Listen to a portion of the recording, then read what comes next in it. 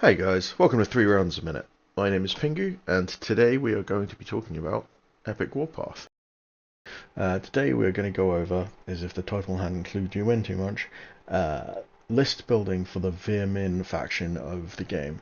For anyone who doesn't already know, Epic Warpath is an epic scale war game in the Warpath universe, which means you're playing with kind of 10 to 12mm scale miniatures on multi-bases, so you have kind of 4 or 5 guys on a base usually. Um, and the idea is that it simulates large-scale battles, so it's not like your kind of big 28 Warhammer scale kind of game.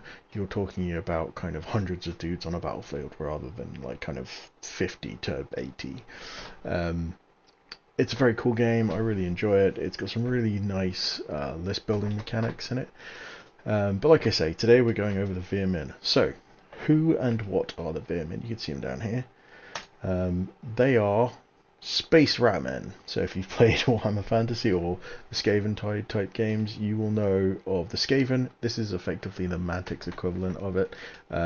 So very cool. They're science fiction, which is not something you find in the 40k universe. So they are science fiction ratmen. You can see here there's some kind of design crossover. The mono wheel thing is very much a thing within the faction. Warpath obviously has these at 28mm scale, so that's the larger scale version of the game.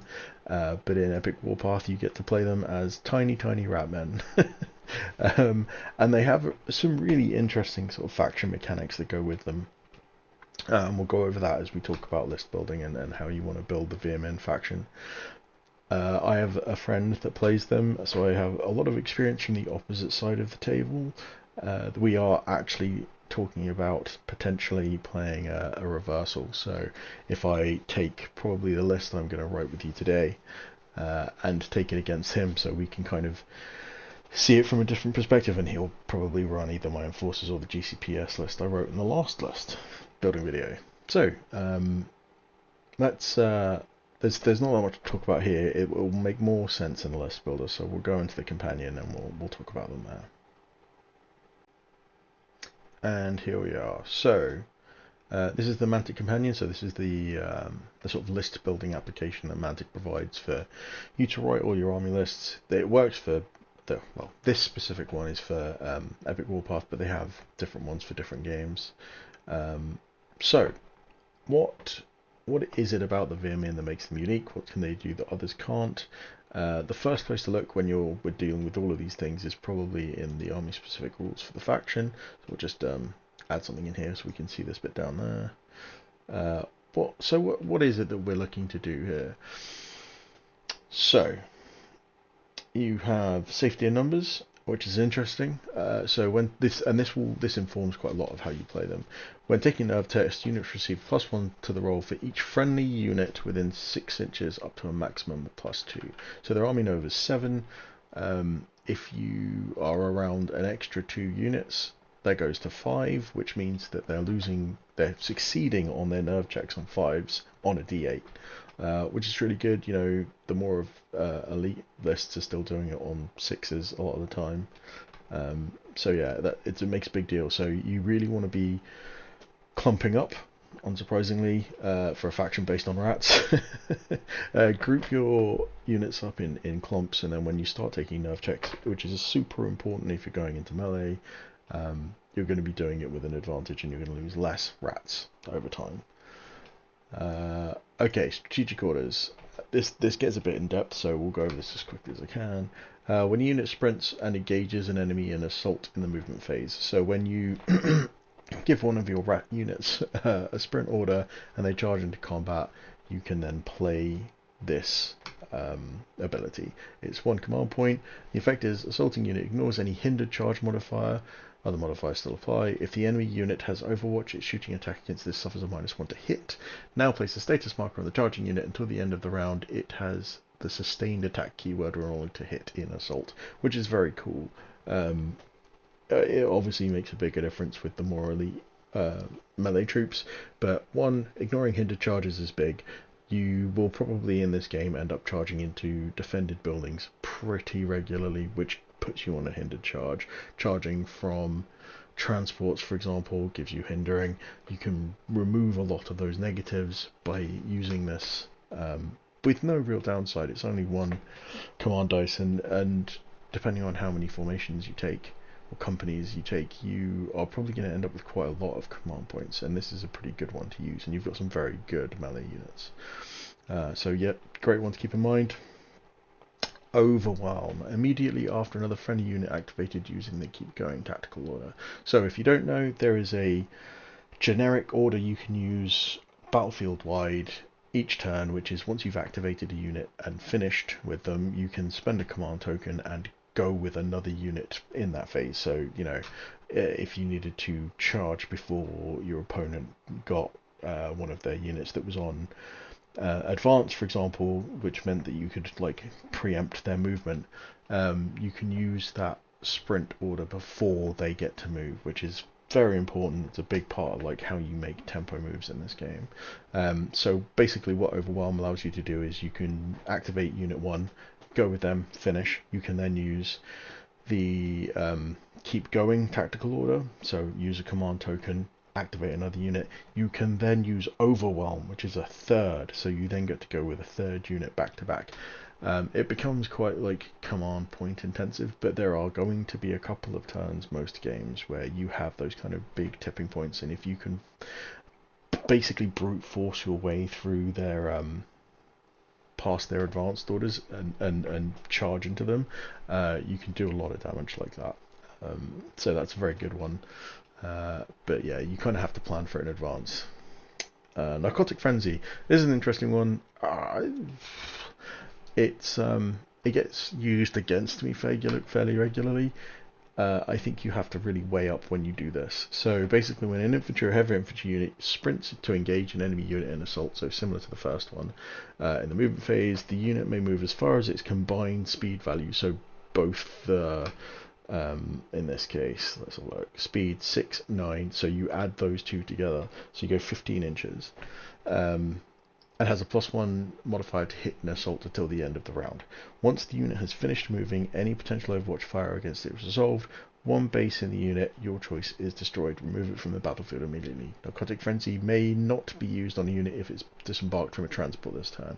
So you can't bring things in a tunneler, for example, the transport unit that rats have. You can't do that and use this on them. It has to be, you know, a unit that hasn't gone out of transport this turn. I mean, it's fine. Losing the extra model, I think, is makes it very situational. You don't want to use it on something like Nightmares or you know, one of your really, well, basically one of your very good melee units. They tend to come in quite small units, and losing one of them is a pretty big deal. Yeah, Narcotic Frenzy. They're really interesting. It does tell you an awful lot about the faction. It's worth kind of being aware of where the faction sits within the meta of the game. They are not as melee focused as, say, the Nameless are. The Nameless are much more scary in combat. So if you like super deep dive into melee with the rats, you're probably going to come unstuck at some point, especially when fighting against the Nameless. They're a balanced faction, but this makes them better at melee than they would otherwise have been, which is probably the way to think about these. Again, pay close attention to this. You want to be clumping up your units, and I think that probably informs you as to, at least from my point of view, the strategic plan for this, which is kind of a refused flank, or you want to brute force your way through a part of the battlefield and effectively surrender another part of it. This isn't like some other factions like the GCPS and the Enforcers, for example. I think they do quite a good job of spreading across the board and maintaining control board wide, and then it's a question of, you know, can you hang on to enough to win the game. I think the rats, on the other hand, and you know, I'm happy to be proven wrong about this, but I think the rats on the other hand are much more smash through one part and just dominate that area, and you clump them up to keep those sort of nerve bonuses, and you'll see that kind of play out in the way I plan my army list. Okay, so let's take a look at the units on the list. As before, we'll go through it by type, so we'll start with HQs, as the Veer-Myn, you've got these three. So you've got the Progenitor, the Broodmother, and the Tangle. Important here, take note of the U in brackets there. That means you can only ever take one of these. It means it's a unique unit, so you can't just fill out your companies with Tangles, which is a shame because the Tangle's pretty cool. So let's go from top to bottom here. So Progenitor, move 5'10", fine, pretty standard. Shoots on 5s, assaults on 5s. I mean, he's pretty cheap. And as I always say with these guys, you're not really paying for the stats on here. The argument probably changes a little for the Tangle, but you're not really paying for these things. They're not going to do enough damage that you're really worried about it. And in reality, these guys are really providing the Tactician dice and things like Command Radius and in some cases Cunning. What you're really paying for is this stat line here. You don't really care about this stuff. If things are getting dicey enough that you're trying to use your HQs for really like meaningful stuff, something's probably gone quite wrong. So cheap is good in this case. So the Progenitor is what, 30 points. It's hard to argue with that. 30 points. The problem you have is the lack of Cunning, right? A 1 black Tactician dice is fine, I guess. But yeah, the lack of Cunning and no better Tactician dice is probably the issue, especially because, and this is kind of the thing, the difference between the Progenitor and the Broodmother is really quite small. Like, it's kind of negligible. For what, 20 points, you get a much bigger command radius, you get Cunning, and you get a better Tactician dice. I think you probably, for the most part, want to be taking the Broodmother unless you are really tight on points, and this is the place where you can kind of squeeze them out. But I would probably err towards the Broodmother where possible, because, I mean, the stats are obviously just better, but these things are really like a pretty big difference for 20 points. So yeah, I'd probably say Broodmother over the Progenitor if you can help it. If you can't, you can't. You need those points. But the really interesting thing in the HQ choices here is the Tangle. Why is that? It's because of this. So first things first, he's got that 16-inch command radius, he's got Cunning, right? So that's what you're really going for, and a black and 1 orange, right? So this is really good on its own. He is, where is he? He's 55 points. He's only 5 points more than the Broodmother. So he gives you better Tactician dice, cool, he's got everything that the Broodmother has. The big deal is that he has this Psychic Storm ability, which is pinning. And for those of you that maybe haven't played or haven't played much of this game, pinning is a pretty big deal. And the ability to go early with this side because he has Overwatch. So if there is a unit that's nearby within, let's say, 15 inches, the ability to go early and just pin a unit that's going to shoot you and do something dangerous to one of your units, whilst keeping this guy safe behind a blocking unit, preventing him from getting shot. This guy is going to save you some real high, at least some point in the game. Very, very much worth the 55 points. I would probably bring him in any list, and unless I, again, was like very tight for points and really needed to downgrade even my best HQ to a Progenitor. I doubt that's going to happen. But for like 5 points, I 100% take him over the Broodmother. And there's a reason why he's unique, right? You would always take this guy if you could. But yeah, HQ choices are fine. I think the Broodmother and the Tangle work probably quite well. Okay, so on to the troop choices. You've got 4 of them. The points variance is actually quite big. The Tunnel Runners, which are your bikes here, 170, fine. They're pretty good bikes. We'll go through it in a sec. But up here we start with the cheapest, the regular infantry unit, the Crawlers. These guys are, when you say no frills, this is what it means. They shoot an assault on 6s, which is pretty bad. They move 5'10", which is fine. But armor 4 up, I mean, people are going to be absolutely wrecking your face if they look at you. Your range is pretty bad, your shooting is pretty bad, your assault is pretty bad. These guys are unlocking units, and that's what they're there for, right? If you want to overwhelm your opponent with sheer weight of numbers, you probably want to start going with Crawlers. In my list that I have later on, I've got a boatload of these guys because that cheap unit really does just open doors for you later on. But we'll talk about that in a bit. So yeah, they're a terrible unit, but they're dirt cheap. So what do you want? Next up, you got the Stalkers. They have a very similar stat line. They're not really arguably all that much better. So you've got the Stalkers here at 130 versus 105. Like, I think this is a hard fight. There is an argument for them, and again, I do take them. The scout is quite nice if you're on a mission with dynamic objectives, and turn one you've got an objective that's, you know, that you could get to. These guys will do quite a good job of it. You take a scout move, you sprint them turn one, you sprint them before turn one with the scout move, and then turn one you use the stratagem that lets you add together both of your movement ranges. You actually get a really long range move on these guys, and they'll put up a fight and assault at least, and it could probably potentially get you quite a lot of points for the scenario. So I sometimes bring a couple of units of these guys purely as like objective grabbers. Next up we have the Brood Guard. These are kind of flamethrower troops. They're quite expensive. They're tougher than the other guys, right? So I think you could probably make an argument for a more elite rat list that use these guys as your infantry, because they're not terrible, right? They assault really well. They don't shoot particularly well, but yeah, they're basic infantry. What do you want? AP1 and ignores cover means you're going to be hurting some things that are quite dangerous because of the heavy armor rule. You know, you ignore the armor, you ignore a point of armor, you ignore their cover. Shooting at people in buildings, for example, you're going to do pretty well, and then, you know, potentially assaulting them the turn after or whatever. Yeah, I think they're probably not great, but I think they're just not designed for the sort of list I would build for Veer-Myn. But I would love to hear people's views on them. I think they're an interesting unit. I just don't know whether or not they work well for what they're attempting to do without getting murdered on the way in. And then tunnel runners, these are your bikes. I've said it before, I'll say it again. I always bring these things. Kind of going back to what I was saying about the stalkers, the ability to like reach out and deny an objective. But in this case, I would use these guys to grab objectives close to my side of the board.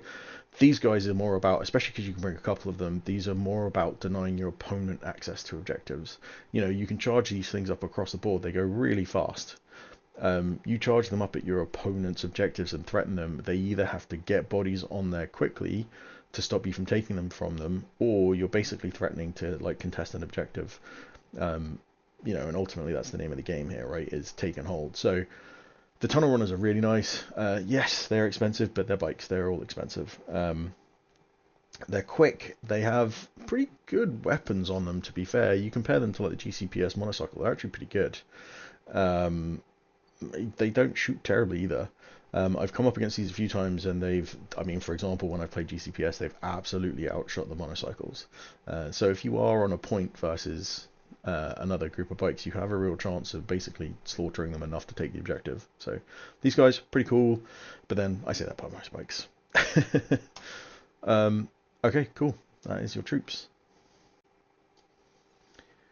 Okay, so specialists. The thing to take note about these guys, or about specialists in general, is the real superpower they give you is unlocking options. So the ability to use up a couple of these guys to give you some sort of battlefield role, whilst also unlocking the support options for the army, is a pretty big deal. Which is why, in a lot of cases, it seems like these things are pointed very oddly. That's why. It's because they're filling a gap that you kind of need to complete your mission. So what are we looking at here? So top down, we've got Nightmares, which are basically assault infantry. They have these chem throwers, which are pretty cool. But I mean, at 9-inch range, they're really more of a kind of flamethrower them then charge type deal than they are like I'll stand back and shoot you. I mean, they're arguably pretty good at like holding an objective, and if someone tries to come at you to take that objective off you, if you're in a building, you're going to make their day pretty miserable. That's probably what they're good for. I don't think I'd send these guys at another unit, unless, you know, times are desperate. I don't think I'd send these guys into another unit and hope for them to murder things. I think I'd probably put them in a building with an objective in and just, you know, dare my opponent to come take it off me. It's probably how I'd use these guys, especially because they're armor 6. You know, armor 7 in a building with -1 to hit, they're more likely to survive for a bit longer than most of the other rat units. Moving down, Night Terrors. I really like these guys. There's a couple of really important things to note here. One, no shooting value. They have no gun. They do, however, roll 4 dice. Bear in mind that it's not as good as it might seem because they're walkers, so you only get 3 of them. They're armor 6, which is a little light for a walker, but they do have a save, which is pretty cool. But the big deal is what's going on here. So subterranean deployment, if you click on this, it very annoyingly just tells you to go check the orbital deployment rule, which is not helpful. The orbital deployment rule is deep strike. If you play other games, it's the ability to pick a point on the battlefield from turn 2 onwards. You take the blast template that you get in the token list sets. You take that blast template and you put it on a place on the battlefield that you want to deploy these guys. You roll the scatter dice and 1d8, and depending on what direction it scatters into and how far it scatters, that's where you end up. If your template runs into impassable terrain or a building or another unit, the template just stops where it is, and then that unit takes a pin, which would be annoying to anybody else, unless you have this rule, which means you don't take a pin marker, which makes these guys deep striking incredibly effective, because they are going to turn up, and they're going to turn up ready to do an attack. You do get negatives for assaulting from subterranean deployment, but you have things that you can use to mitigate that in the rats special rules, and also just like you don't need to. These guys are pretty scary. So yeah, they've got these sides which are assault weapons. You roll 4 dice apiece, so 12 dice AP2 and vicious, so you're getting exploding 8s on hits. These guys will absolutely murder armored vehicles or heavy infantry, and I think that's what you want to do with them. I think these guys really want to lean into that sort of swarming mechanic. So the +2 to their, or +1 to their nerve for each friendly unit nearby, plus at max +2, like you're suddenly getting like very hard to remove unpinnable infantry just like smashing through part of your list. So I think you bring a few of these guys, maybe a shield tunneler, and you basically just put them all up on turn 2 next to their artillery park or their home objective or whatever, and you just absolutely wreck their face. Like 3-4 of these units with a shield tunner and I don't know, maybe something else, will ruin people's day, and there's very little they can do to stop it, right? Especially if you're clever about it. So if you manage to hold the initiative on this turn, you can deploy first and then go, whatever the rule is for basically going again, spend a command token, go again, charge the... Oh no, you don't have to, yeah. So basically you just do it 3 times. So you bring up 3 units of Night Terrors and charge those 3 units within like close proximity of each other. They all have their nerve buffed, and they're all going to, if they don't wipe out the unit, do a significant amount of damage. And the reason that's important is if you don't do this, what you end up with is you can bring up a unit of Night Terrors on their own, and they might destroy 1 unit. They're just going to get absolutely wrecked when the return fire comes in from all of their buddies. You need to kind of end up in a position where you've got local superiority. You need to make sure that anyone that could have shot back at you is either already in combat or dead. And that's kind of where these guys excel, because you just bring up like 3 or 4 of them and just mulch everything in that area. I quite like these guys. There's a few of them in the list I write later on. I would definitely keep an eye on them. They are, I mean, how many points are they? Night Terrors, 120 points. They are really not that expensive for what you're getting. Yeah, I really like Night Terrors. Creepers. These guys, they kind of suffer from the weaknesses of the rats in general, although they have scouts, so again, they're going to get up the board quite quickly.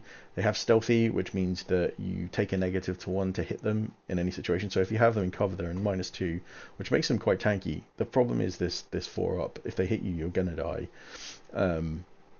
They're good sort of anti-tank weapons, but I think in reality, if I'm taking the supports, I'm probably going to use them on these guys. I think the shots that you get from these guys on AP2 and Vicious is probably going to be better than 1 dice from each of these guys on AP3 without it. I don't know, maybe I'm wrong. I just think if I was going to pick one or the other, I'd probably pick the Night Terrors at 120 than the Creepers at 170. They don't really have any benefit. Like, Scout is unhelpful if you're coming in from subterranean employment, so yeah. If you're keeping them on the board, you're expecting them to be able to charge into assault at some point without being killed, which means you're probably bringing them in tunnelers. I don't know. I think I don't play a lot with rats. I play against them a fair amount. I haven't seen these guys do anything much, so I would probably just veer away from them and stick to something more like Night Terrors. Moving on, we have the Maligni. I see these guys a fair amount of the time, mostly because of this AP2 gun. Again, rats, very short range, very easy to kill, and they don't shoot terribly, to be fair. I think these are a hard sell. Because they're going to become a priority quite quickly.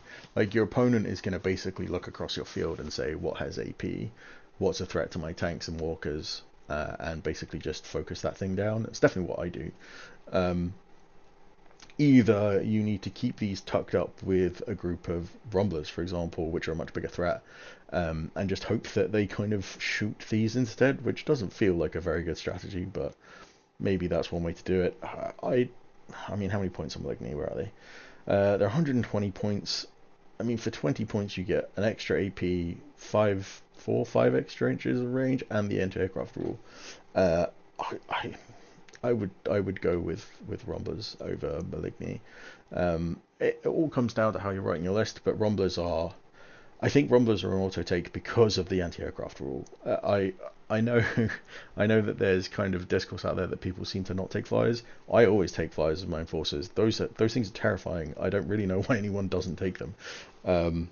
But yeah, you can't afford to not have an anti-aircraft weapon. I would definitely always bring at least a couple of these, if not not least of all because of the AP3. You have very little access to ranged AP3 in this list, and I would bring it when I could get access to it if I were you.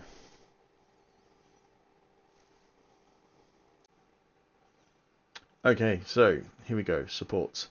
The supports for the rats I find are quite interesting, mostly because the other factions you have a tendency to and sort of agonize over getting the unlocking units up to the point where you can gain access to supports. And it's usually because the supports are so definitive for the faction.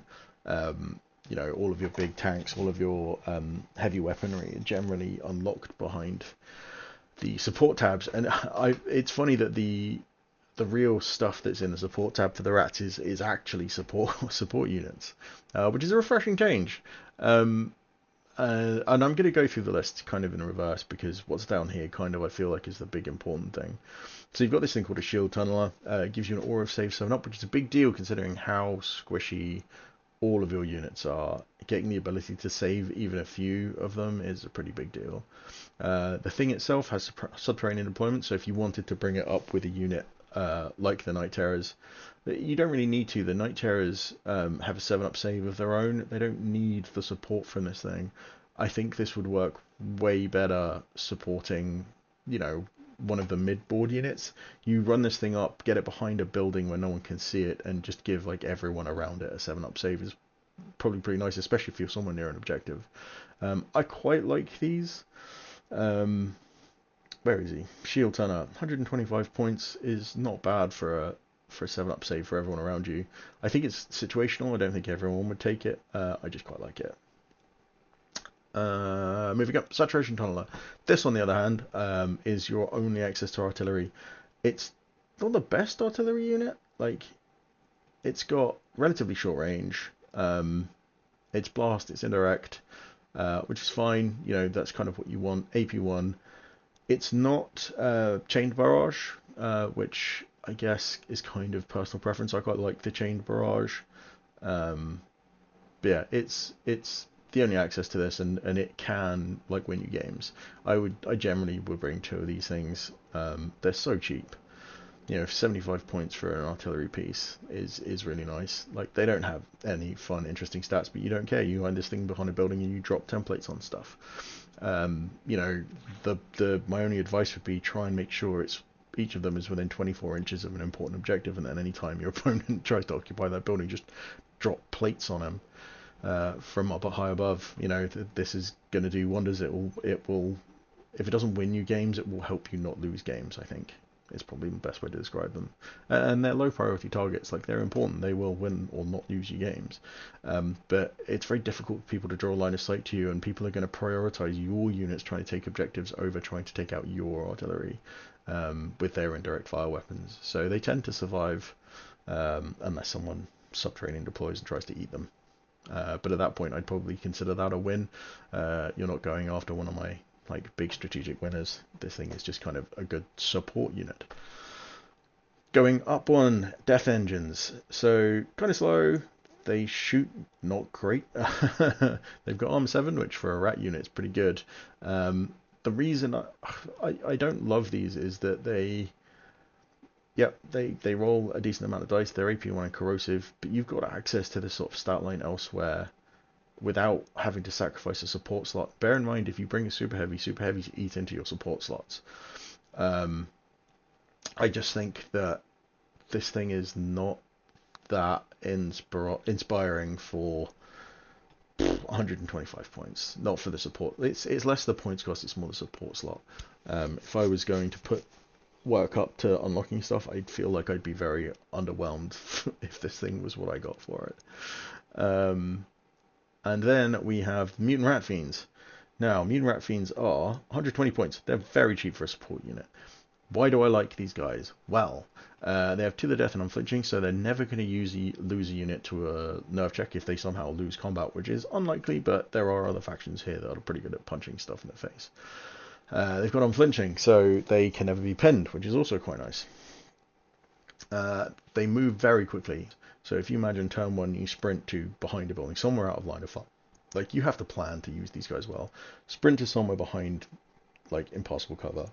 Maybe they try and drop an indirect fire weapon on you. Maybe they don't. There's only 3 of these guys in the unit. It's a really ineffective target for a blast template.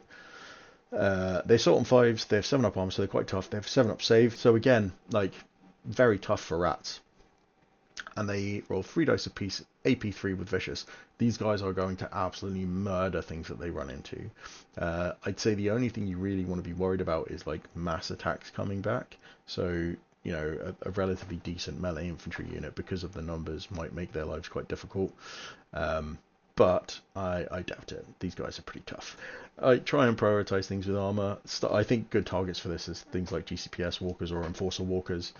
The Striders, they're pretty tough, and these guys will make short work of them.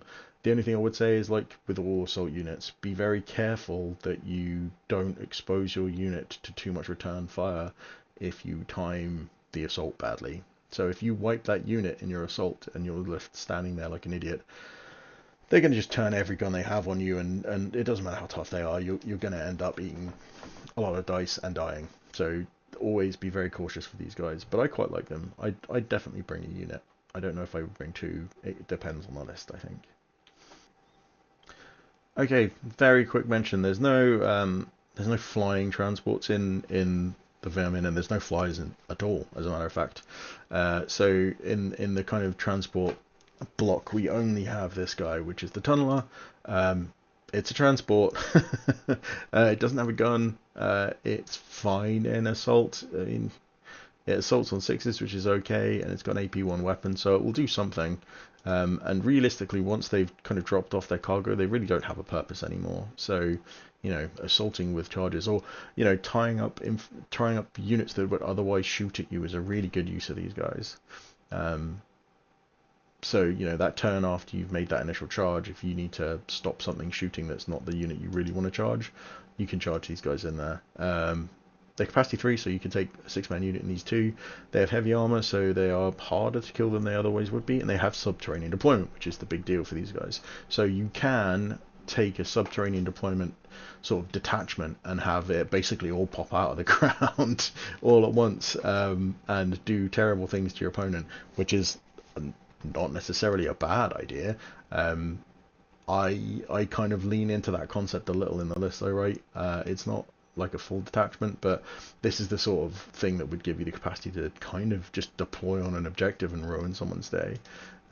Really interesting transport. It's a pretty good transport, even relative for other transports. It's just quite expensive for what it is. Well, it's quite expensive for a transport, but that's because of the subterranean deployment. I think you need to be cautious of using subterranean deployment just because it's there. It's still an APC. It can still do the drive across the battlefield and drop stuff off. Don't just use the subterranean deployment because it's there, even though you are paying for it. It can be a trap. I've seen it ruin people's games before where they've just subterranean deployed when you're like, just drive. You put it in the front of your deployment zone and move it forwards. Your troops will then be able to get out and sprint and make it to the objective. Don't just subterranean deploy because it's there. It takes away full turn's worth of activations, and activation control is a big deal in this game. Anyway, that's me ranting about the tunneler. It's fine. It does its job. Just be very aware of what you're doing when you pick it up. Last, but obviously by no means least, we have the super heavies. You've got two of them. You've got the Techno Nest here, which is unique, which seems a bit redundant, but okay, and the Great Underminer. What's there to say about these two? So, the Great Underminer has capacity 12, so it can transport, quite a lot of stuff. Heavy armor, resilience 4, so it's tough-ish. It's armor 8 plus and a save of 6 plus, so it's going to take a bit of hammering. It's got subterranean deployment. The important thing about this is it has subterranean deployment, but it doesn't have a movement value. So once this thing has popped out of the ground, it's going nowhere. The best analogy I have for this is if anyone's played StarCraft, the big worm things that come out of the ground, that's basically what we're dealing with here. It pops up, and that now becomes like a place for stuff to deploy from. It has to the death and unflinching, so it can't be pinned, which, fine. And you're not going to lose units in melee if you lose the melee, which is great because there's only one of you. So special rules, and there's some important parts in here. So it's a troop transport, obviously. The important bit here is this armored fist thing. Basically, it allows you to take bikes, vehicles, or walkers instead of just infantry and heavy infantry. So you can bring, night terrors, for example, in through this thing. Not that you need to, they have their own subterranean deployment, but the point being is that actually you can bring stuff that other people probably wouldn't expect in from subterranean deployment by using this Great Underminer as a sort of delivery platform. And then the Great Tunnel, basically you can use this thing, like I said, you can use it like the tunnel worm thing from StarCraft. It basically just becomes a new deployment zone for you. I've not seen it used yet. It's a bit of a weird one. So basically, the reason I don't like this is I always talk about activation control, and this is kind of the greatest sin of activation control. If you put a lot of stuff in reserve, you have to remember that at least for turn 1, you are intentionally handicapping yourself, i.e. your opponent can make moves after you've finished moving everything, which is very dangerous because they can then potentially move into ranges that they were out of before you moved and stuff. So I don't love this thing. It may be great. The weapons are fine. Like the assault weapon is cool. I mean, maybe someone would charge this, but it's not going to put up a great fight on its own behalf. You probably are going to want to send in some stuff to help it, because although this is great, it's only 4 dice because there's only one of you. So it's not going to do a great deal of damage on its own. The lightning projectors are cool. Again, for a super heavy, very low. Like the range is fine. There's a lot of super heavies that have that kind of range, but 6 dice with vicious, like no one's going to be terrified of that. It's a light infantry unit. So yeah, I'm not a massive fan of the Great Underminer. I think it's a bit of a, I mean, I could be wrong. I just think it's a bit of a weak thing. I think there are better ways of doing what this is doing for a lot less points.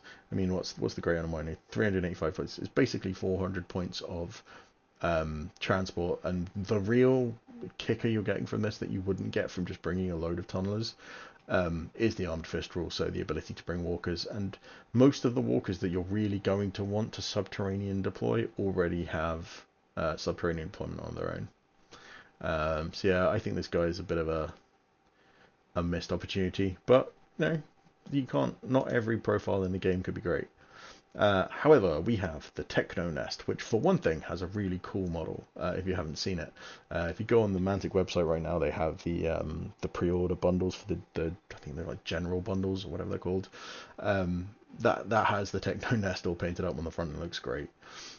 So what is the Techno Nest? So importantly, it does move. It's 710, which is fine. It's not terrible.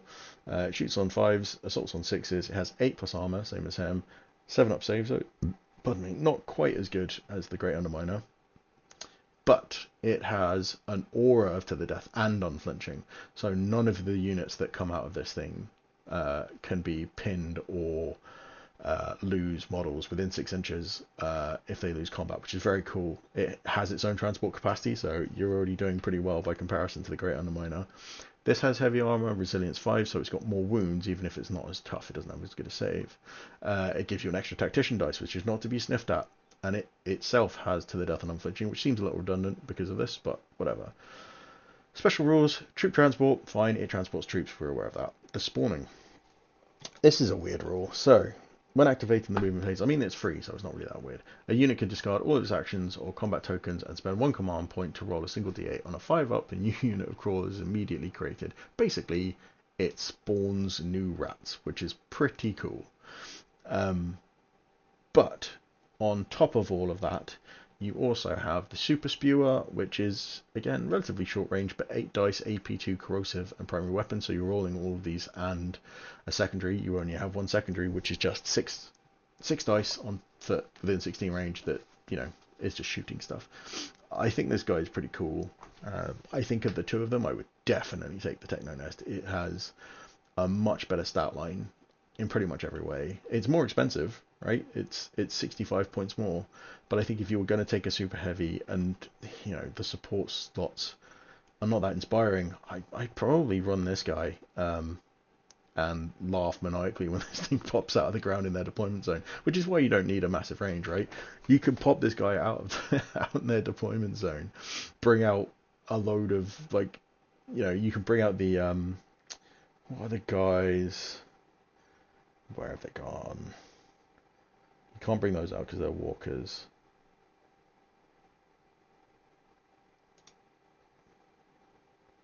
Where are...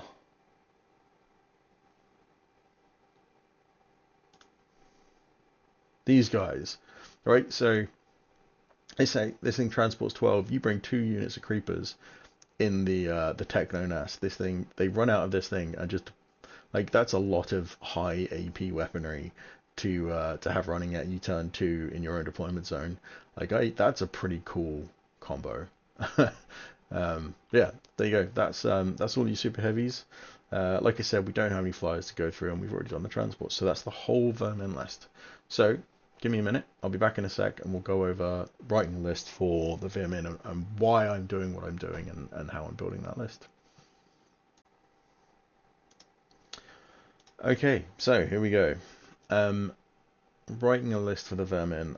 I've come up with a kind of concept for my list. It's interesting. I think there are actually a number of ways to write lists for the rats. This one is kind of leveraging like numbers with a bit of quality. I haven't gone like full spam.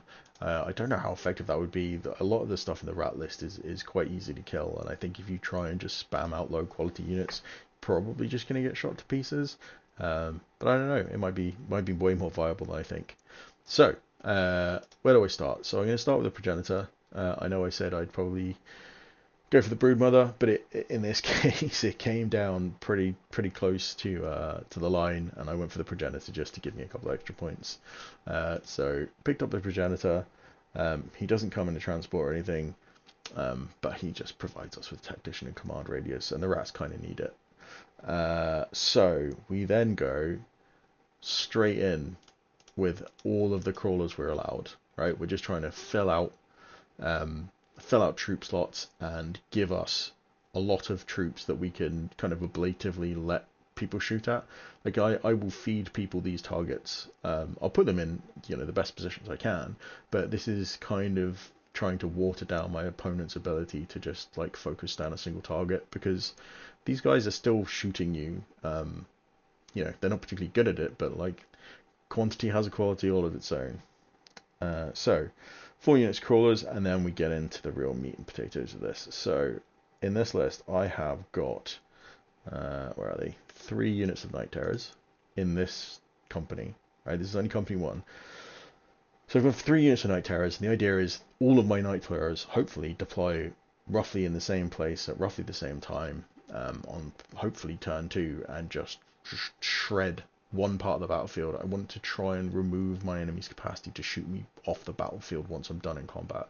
I either want to tie up everything in the area or kill everything in the area, so that when it comes to the next shooting phase, I'm not left like wondering what I'm doing. These guys either want to be in combat or they want to be safe from return fire.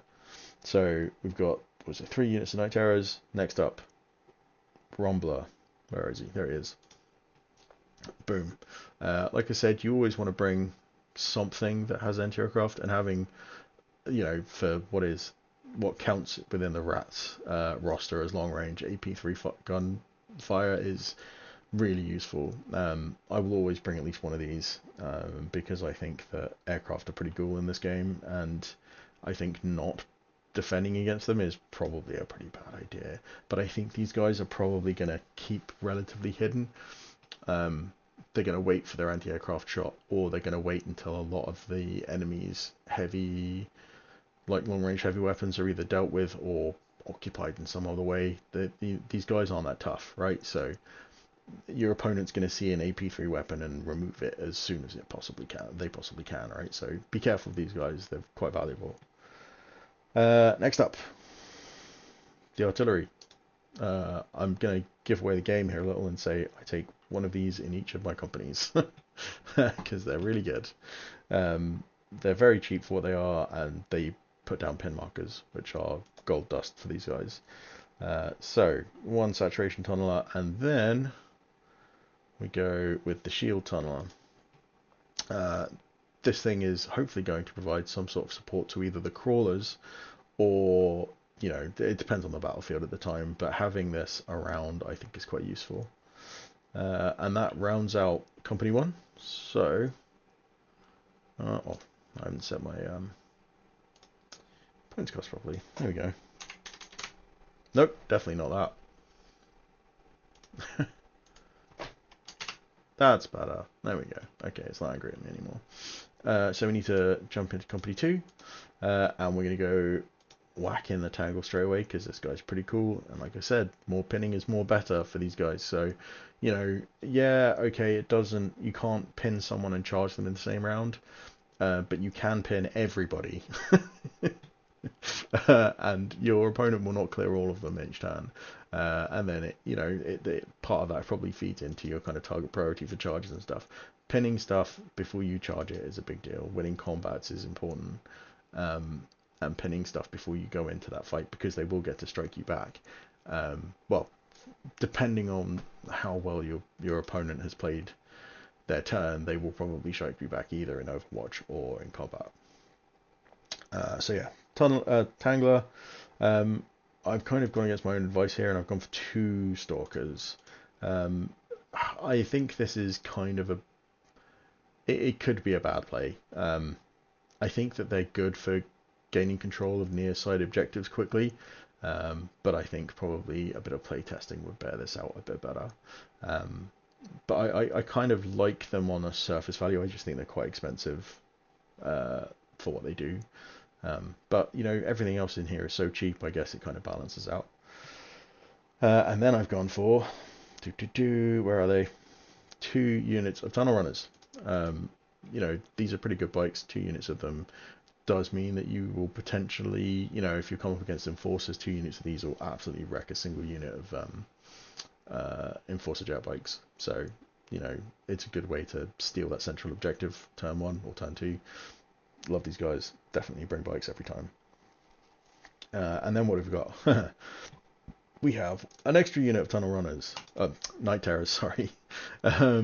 So these guys, you know, 4 units of night terrors popping up in your deployment zone turn 2. It's going to ruin people's days.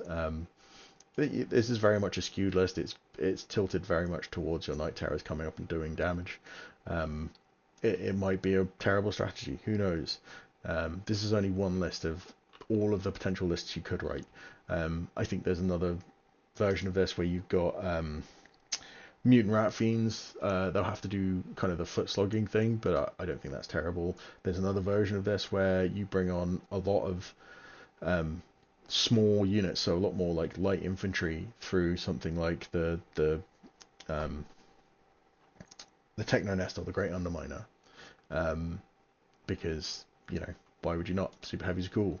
But yeah, so one last thing, we've got the last saturation tunnel. Where is he?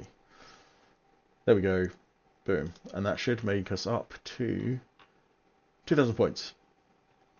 Yeah, this is only one of all of the possible lists. I think there's actually quite a few ways to write this, the rats.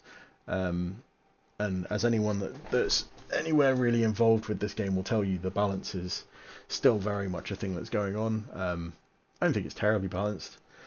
I think that the rats are kind of in like an interesting middle ground where they can kind of shoot a bit, but also punch you in the face a bit, as opposed to some of the factions which are very heavily skewed. Like I said before, the Nameless, I think, are quite melee intensive, and I think the melee playstyle requires a lot more sophistication in how you play it, because of things like being stuck out of combat, because of having to charge your opponent before they can change their tokens for combat tokens.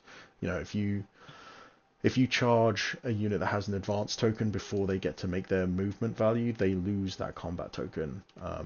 And so you can deny your opponent the ability to strike you back. Like, timing and planning your assaults is a really big part of succeeding with a melee army.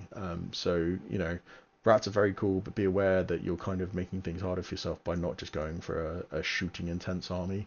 And that's okay. You don't have to go into it, being super sweaty on your first army. This army, I think, will work quite well, and you are effectively denying your opponent the ability to stop you. The Night Terror blob is an unstoppable thing. There's nothing they can do to stop you from bringing those guys on turn 2 and just destroying one part of the battlefield. And now it's just a problem they have to deal with, whilst the rest of your army is still running around doing the rest of your army stuff. You still have Rumblers, you still have Saturation Tunners dropping artillery templates on them. You still have Crawlers wandering all over the battlefield and Stalkers hiding in buildings. Yeah, I think this is a really interesting list, and I'd be keen to play it, and I may well be playing one of my friends with this in the next couple of days on Tabletop Sim, so I might report back. But there you go, that's the Veer-Myn. That's a list written for the Veer-Myn at 2,000 points that I think does something quite interesting. I hope this whole kind of breakdown has been useful for you, and I'm happy to update these, if people come back to me and tell me that I'm wrong, and they can give me a convincing argument. I'd be really intrigued to hear what people think, especially about the Veer-Myn, as they're not one of my primary forces, so I'm less experienced. I just play against them a lot. Well, there you go. Thank you very much for listening. I'm sorry there's a big gap between this and the last video. I have had some rather important changes to my life. Good ones, but they kind of slowed me down a bit. So hopefully I'm back on the wagon, and we'll see some more videos soon. Oh, have a good day, guys.